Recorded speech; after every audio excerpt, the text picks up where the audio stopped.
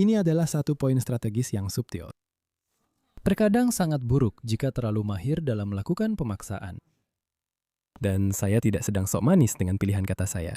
Saya benar-benar maksudkan bahwa menjadi lebih buruk dalam strategi militer tertentu justru bisa menghasilkan hasil yang lebih baik untuk diri Anda sendiri.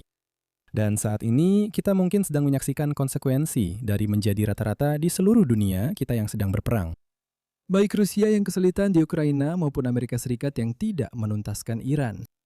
Wajar untuk mengatakan bahwa Putin dan Trump saat ini sama-sama mengambil langkah setengah-setengah. Hal ini lebih jelas terlihat dalam kasus Amerika Serikat. Apa yang awalnya dimulai sebagai perang udara yang serius, yang menurut saya sudah merupakan langkah setengah-setengah tanpa pasukan di darat, berubah menjadi bentuk pemaksaan ekonomi. Daya tekan utama yang coba digunakan Amerika Serikat adalah blokade ke dan dari pelabuhan Iran dengan sedikit aksi kinetik sesekali. Sementara itu, dan meskipun saya yakin saya akan menemukan beberapa orang Ukraina yang keberatan dengan istilah ini, Rusia masih melakukan langkah setengah-setengah dalam invasinya. Mungkin tidak terasa seperti itu bagi mereka yang menjadi korban pengeboman setiap malam, tapi Rusia sebenarnya bisa melakukan lebih banyak lagi. Tidak ada satupun senjata nuklir yang terlihat meskipun banyak ancaman yang dilontarkan mengenai hal itu. Tidak ada seruan untuk memaksa pasukan Rusia melakukan mobilisasi meskipun tentara penyerbu telah kehilangan lebih banyak prajurit daripada yang bisa mereka rekrut selama berbulan-bulan. Oke, itu beberapa poin yang menarik dan akan mudah untuk melihat situasi-situasi ini lalu mengakhiri diskusi di situ saja.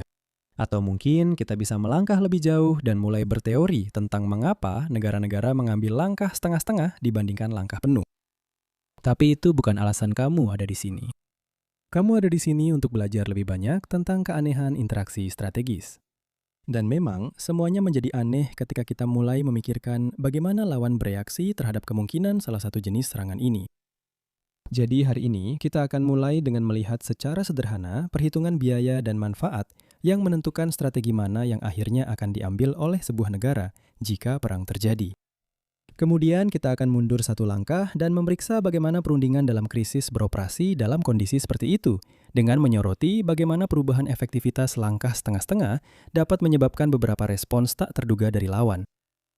Akhirnya, saya akan menghubungkan kembali ide-ide ini dengan apa yang sedang terjadi di Ukraina dan Iran, dengan fokus pada beberapa komplikasi lebih lanjut yang dapat muncul dalam skenario-skenario tersebut.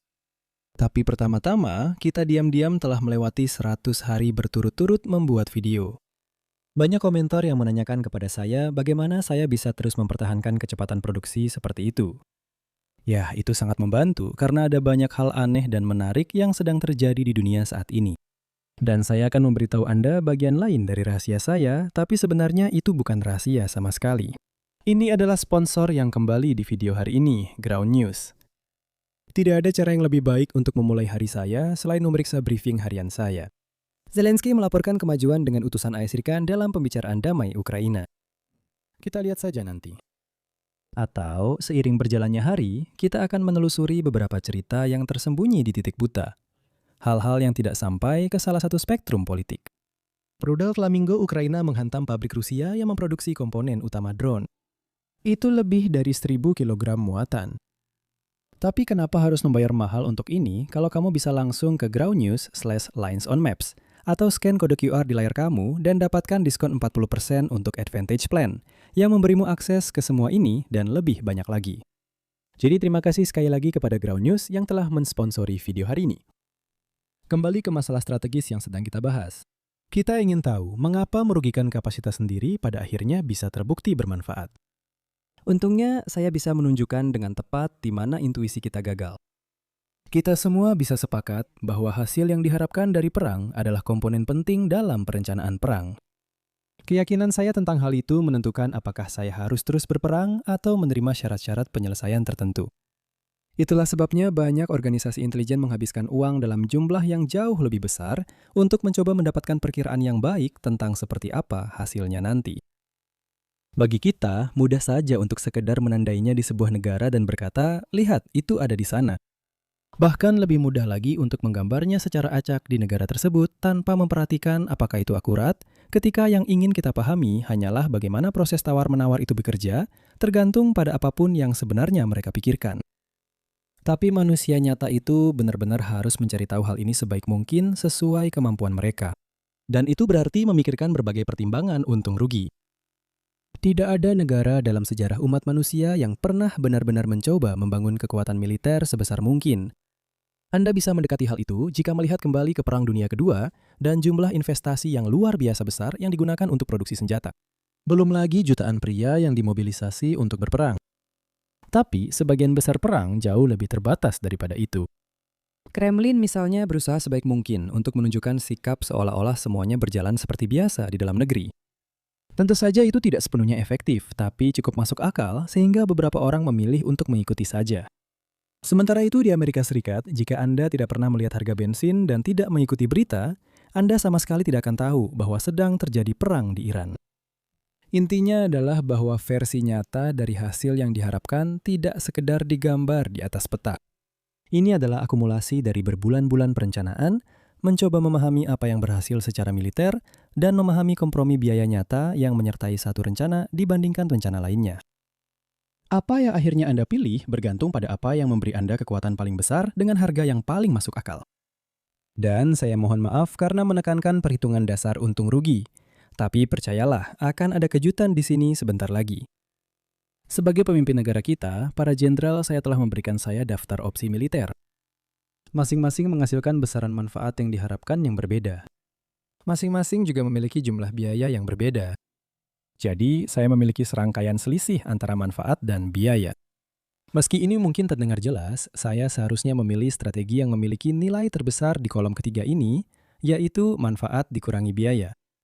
Cukup sederhana, bukan? Ya, tentu saja, sampai Anda menyadari bahwa ada komponen strategis dalam pemaksaan militer. Saya menginternalisasi baik manfaat maupun biaya saya.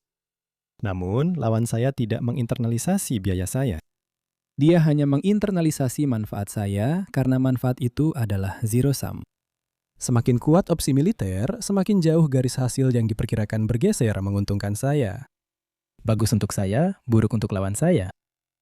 Sekarang Anda mungkin membayangkan bahwa salah satu opsi di menu strategi saya sangatlah kuat. Saya pasti akan memenangkan semua yang diperebutkan jika saya mengadopsinya. Sebaliknya, saya ingin sekali memanfaatkan ancaman untuk menggunakannya terhadap lawan saya untuk mengintimidasinya hingga tunduk. Lalu saya bisa mendapatkan semua yang saya inginkan tanpa harus membayar biaya yang terkait dengannya. Itulah bagian terbaik dari menggunakan ancaman daripada iming-iming. Ketika ancaman saja sudah berhasil, itu gratis. Satu masalah yang mungkin terjadi. Lawan saya harus benar-benar percaya bahwa saya akan menepati ancaman saya jika negosiasi gagal. Dan meskipun ini adalah strategi yang sangat kuat, biayanya bahkan lebih besar. Lawan saya hanya akan menantang gertakan saya, membuat saya terlihat seperti orang bodoh dalam prosesnya. Akibatnya, hal yang benar-benar penting adalah opsi manapun yang terbaik dalam daftar saya. Manfaat dikurangi biaya. Sejauh ini semuanya baik-baik saja dan masih sederhana. Tapi mari kita telusuri pilihan saya dari sudut pandang lawan saya. Dia benar-benar sangat tidak suka ketika saya memilih pilihan dengan manfaat tinggi. Jika kita akhirnya bertarung, itulah yang akan menentukan hasil yang diperkirakan. Dia akan dihancurkan. Dan bahkan, jika kita tetap bernegosiasi untuk menyelesaikan perbedaan kita, garis merah sejatinya menjauh dari hasil yang diperkirakan itu. Artinya aku mungkin bisa mendapatkan lebih banyak darinya dalam penyelesaian yang kita negosiasikan. Oke, sekarang kita bisa masuk ke bagian yang benar-benar aneh. Bayangkan, menu pilihan saya hanya punya dua opsi. Langkah terbatas dan langkah penuh. Langkah penuh secara definisi lebih kuat daripada langkah terbatas. Lebih banyak manfaat yang terkait dengannya. Sebaliknya, langkah setengah-setengah akan menghasilkan manfaat yang lebih sedikit. Mungkin juga lebih lambat dalam menghasilkan hasil tersebut, sehingga menimbulkan frustrasi bagi semua orang yang mengamati aktivitas itu. Akan saya jelaskan lebih lanjut sebentar lagi. Pikirkan mana yang akan saya pilih bergantung pada biaya. Langkah setengah-setengah. Nilai bersih dari langkah penuh saya tidak bergantung pada biaya langkah setengah-setengah, jadi itu hanyalah garis datar. Nilai dari setengah takaran saya jelas menurun seiring dengan biayanya, jadi garisnya miring ke bawah. Dan di luar kasus sepele di mana langkah setengah-setengah yang gratis masih lebih buruk daripada langkah penuh, ada suatu biaya yang membuat saya beralih di antara keduanya. Di bawah ambang batas kritis, saya lebih memilih langkah setengah-setengah. Di atasnya, saya lebih memilih langkah penuh. Sekali lagi, jika kita tidak hidup di dunia yang strategis, jelas saya akan lebih baik jika mendapatkan langkah setengah-setengah secara gratis. Entah saya tetap lebih memilih langkah penuh, dalam hal ini pertanyaannya tidak relevan, atau saya lebih memilih langkah setengah-setengah dan saya akan mendapatkannya tanpa harus membayar sepeser pun. Tapi pikirkan tentang apa batas minimum lawan saya bergantung pada biaya yang harus saya keluarkan untuk langkah setengah-setengah. Di bawah ambang batas, saya menjalankan langkah setengah-setengah, dan lawan saya tidak terlalu dirugikan karenanya.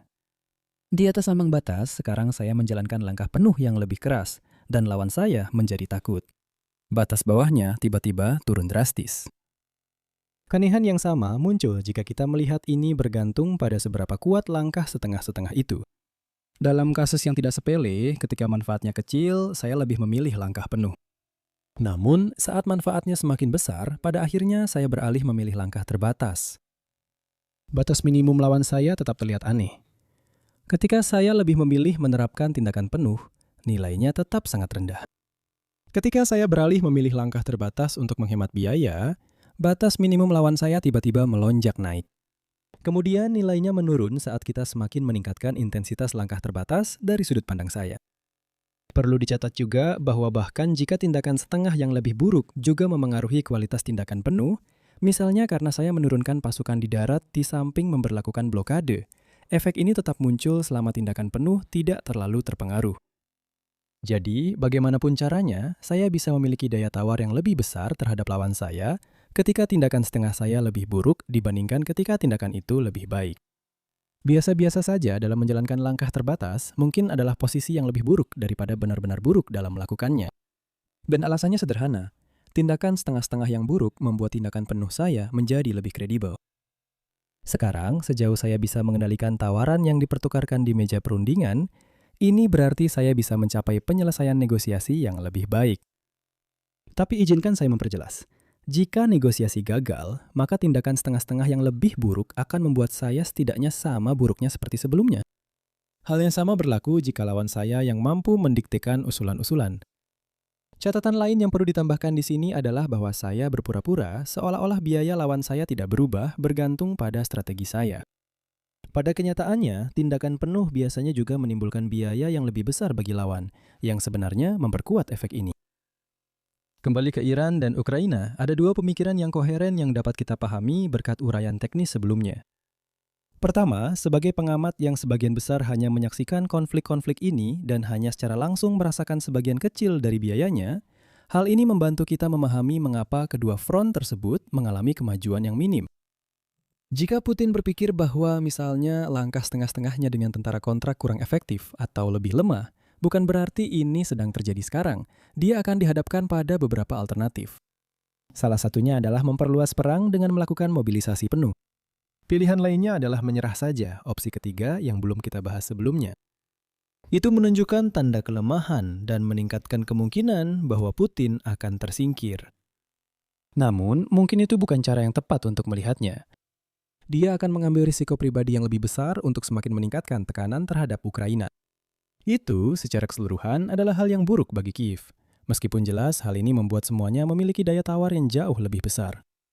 Sementara itu, di Iran, Amerika Serikat telah membuat pilihan yang jelas untuk menurunkan tingkat agresivitas dengan mengakhiri operasi udara besar-besaran dan sebagai gantinya beralih ke strategi blokade. Atau setidaknya itu benar saat saya mengucapkan kata-kata ini. Kita sedang berada di tengah-tengah spiral eskalasi dan saya tidak akan mempublikasikan video ini selama beberapa hari. Jadi, jika Anda bertanya-tanya mengapa perang di sana baru saja mandek, setidaknya untuk saat ini, itulah alasannya. Jenis kemajuan yang terjadi di Iran memang sengaja diperlambat. Jika blokade itu menjadi lebih mahal atau kurang efektif, atau ada sesuatu yang berubah di dunia yang menyebabkan salah satu dari dua hal itu terjadi, maka Anda mungkin mulai melihat kembalinya kampanye udara besar-besaran atau pengerahan pasukan darat secara terbatas. Sekarang, segalanya menjadi sangat menarik ketika kita mulai membahas implikasi kesejahteraan dari langkah-langkah setengah-setengah yang lebih buruk. Ingat, manfaatnya muncul ketika Anda bisa menggunakan ancaman langkah-langkah penuh untuk mendapatkan lebih banyak dari lawan Anda dalam sebuah penyelesaian damai. Jelas, semua pihak yang telah disebutkan sedang berperang, jadi itu tidak terjadi. Namun, mungkin saja jika tindakan yang lebih keras itu dapat dipercaya, maka gesekan dalam negosiasi akan hilang dan kita benar-benar akan beralih dari perang ke damai.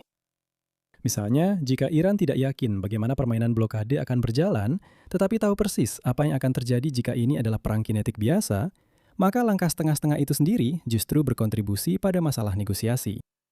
Ini juga berarti bahwa Anda dapat meningkatkan biaya perang bagi Amerika Serikat, namun menurunkan kemungkinan terjadinya perang, sesuatu yang pernah ditulis oleh alter ego akademis saya. Namun demikian, langkah setengah-setengah tetap menjadi pilihan yang lebih efisien bagi Amerika Serikat dan itulah yang harus kita jalani.